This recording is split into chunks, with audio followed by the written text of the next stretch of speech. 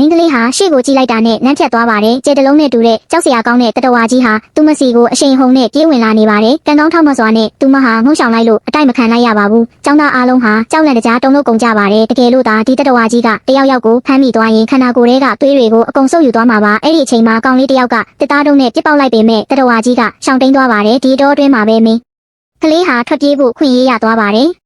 လူတိုင်းခန်းထဲကိုအမြန်ပြေးဝင်သွားကြပြီးကောင်လေးကတကားကိုပိတ်ကားစပွဲတစ်ခုနဲ့ခုထားလိုက်ပါတယ်။အခုတော့သူတို့ဘေးကင်းသွားပြီလို့အားလုံးကထင်နေကြပေမဲ့အဲ့ဒီတတဝါကြီးကအလွန်ပါနဲ့ပါတယ်။သူဟာမိခိုးကောင်းတိုင်ကနေတဆင့်တိတ်တဆိတ်ဝင်ရောက်ဖို့ကြိုးစားပါတော့တယ်။ကောင်လေးတယောက်ကအတန်ကြားလိုက်ပြီးတခုခုမားနေပြီဆိုတာသိလိုက်ပါတယ်။တတဝါကြီးကမိခိုးကောင်းတိုင်ကနေဝင်လာတာနဲ့လူတိုင်းတခြားခန်းထဲကိုပြောင်းသွားကြပါတယ်။သတင်းပေါက်တွေကိုတေချာစစ်ဆေးပြီးတဲ့နောက်မှာတော့အားလုံးကတက်ပြင်းချနိုင်သွားကြပါတယ်။ဒါပေမဲ့တတဝါကြီးကသတင်းပေါက်နားမှာလာရက်နေတာကြောင့်အားလုံးပြန်လဲစိုးရိမ်လာကြပါတယ်။ကံကောင်းတာကသတင်းပေါက်ကခိုင်ခန့်နေတာကြောင့်သူ့အထဲကိုမဝင်နိုင်ပါဘူး။ဒါပေမဲ့သူဟာတကားဝမှာအခိုင်အမာရက်နေသေးပါပဲ။အဲဒီနောက်မှာတော့သူတို့အာယုံလွဲဖို့အတွက်နောက်ဖေးတကားကနေထွက်ရမယ်ဆိုတာကိုအားလုံးနားလည်သွားကြပါတယ်။ကောင်လေးတယောက်က TV ကိုဖွင့်ပြီးအတန်ကိုအဆုံးထိချက်လိုက်ပါတယ်။ကြံတဲ့သူတွေကတော့နောက်ဖေးသတင်းပေါက်ကနေစတင်ထွက်ခွာကြပါတယ်။အရာအားလုံးအဆင်ပြေနေပေမဲ့ကောင်လေးတယောက်ရဲ့ကံမိမှုကြောင့်တန်ဘူးတပူပြုတ်ကျသွားပါတယ်။အတန်ကိုကြားလိုက်တာနဲ့တတဝါကြီးကအဲ့ဒီနေရာကိုပြေးလာပါတော့တယ်။ကောင်လေးကဓမျက်စည်းကိုယူပြီးမိခိုးကောင်းတိုင်ကိုပိတ်ဖို့ကြိုးစားပေမဲ့တတဝါကြီးကထွက်လာပြီးသူ့အပေါ်ကိုခုံအုပ်လိုက်ပါတယ်။အဲ့ဒီအချိန်မှာနောက်ထပ်ကျောင်းသားတစ်ယောက်အချိန်မီရောက်လာပြီးသူ့ကိုကယ်တင်လိုက်ပေမဲ့တတဝါကြီးက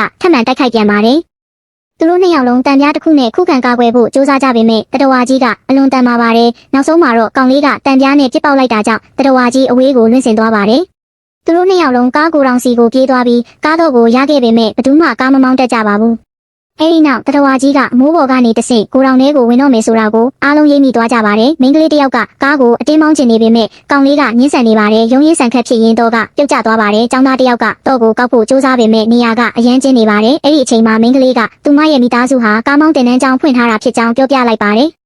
အားလုံးအားအသင့်သွားကြပေမဲ့အချိန်ကမရှိတော့တာကြောင့်တတဝါကြီးရဲ့အာယုံကိုတယောက်ယောက်ကလွှဲထားဖို့ဆုံးဖြတ်လိုက်ကြပါတယ်။လူတိုင်းတုတ်တစ်ချောင်းစီကင်ထားကြပြီးအတူဆုံးတုတ်ရတဲ့သူကအပြင်ထွက်ရမှာပါအားလုံးသူတို့ရဲ့တုတ်တွေကိုပြကြပေမဲ့ကောင်လေးတယောက်ကတော့သူ့တုတ်ကိုထုတ်မပြပါဘူး။ကျောင်းသားတယောက်ကအခြေအနေကိုနားလည်သွားပြီးသူကိုယ်တိုင်ပဲသူ့တုတ်ကိုအတူဆုံးဖြစ်အောင်ချိုးလိုက်ကတတဝါကြီးကိုအပြင်ကနေခေါ်ထုတ်ဖို့တာဝန်ယူလိုက်ပါတယ်။သူကတစ်တာတလုံးကိုတုံးနဲ့ရိုက်ပြီးအတန်ပေးလိုက်ပါတယ်။တတဝါကြီးကသူ့စီကိုစတင်ရွေ့ရှားလာပါတယ်။တစ်ချိန်တည်းမှာပဲမိန်းကလေးကတော့ကိုကောက်ယူပြီးကားနိုးကထွက်ခွာသွားပါတယ်ကားထွက်သွားတာကိုကြည့်ပြီးကျောင်းသားလေးဟာတက်ပြင်းချနိုင်သွားပါတယ်ဒါပေမဲ့တတဝါကြီးကသူ့ကိုမြင်သွားပြီးနောက်ကနေလိုက်ပါတော့တယ်ကျောင်းသားလေးပြေးနေပေမဲ့တတဝါကြီးကနောက်ကနေအရှိန်နဲ့လိုက်လာပါတယ်နောက်ဆုံးမှာသူဟာထောင်းတနေရာမှာပိတ်မိသွားပြီးတကားကလည်းပိတ်သွားပါတယ်အရာအလုံးပြီးဆုံးသွားပြီလို့သူခံစားလိုက်ရပါတယ်အဲ့ဒီအချိန်မှာမိခိုးဖြူတွေထွက်လာပြီးကောင်လေးတယောက်ပြန်ရောက်လာကတတဝါကြီးပေါ်ကိုဂက်စ်တွေနဲ့ပတ်လိုက်ပါတယ်တတဝါကြီးဟာ AKB ရေခဲတုံးဖြစ်သွားပါတယ်သူတို့နှစ်ယောက်လုံးတက်ပြင်းချလိုက်ကြပေမဲ့တတဝါကြီးကပြန်ပြီးလှုပ်ရှားလာနေတာကိုသူတို့မသိလိုက်ကြပါဘူး